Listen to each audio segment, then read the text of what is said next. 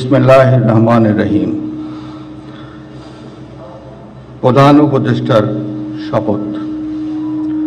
আমি মোহাম্মদ ইউনুস সশ্রদ্ধ চিত্তে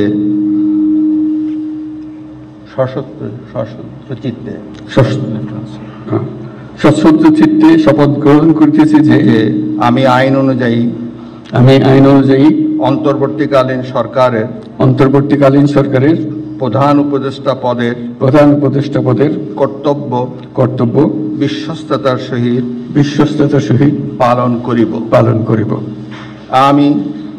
আমি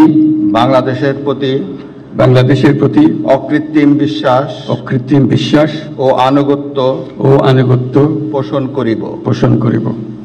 আমি সংবিধানের রক্ষণ সমর্থন ও নিরাপত্তা বিধান করিব এবং আমি ভীতি বা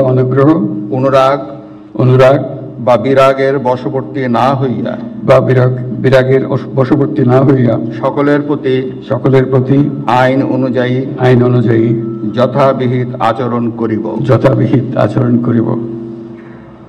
এবার মাননীয় প্রধান মোহাম্মদ ইউনুস সশ্রদ্ধ চিত্তে শপথ গ্রহণ করিতেছি যে অন্তর্বর্তীকালীন সরকারের প্রধান উপদেষ্টা রূপে যে সকল বিষয় আমার বিবেচনার জন্য আনিত হইবে বা যে সকল বিষয় আমি অবগত হইব তাহা প্রধান উপদেষ্টা রূপে যথাযথভাবে আমার কর্তব্য পালনের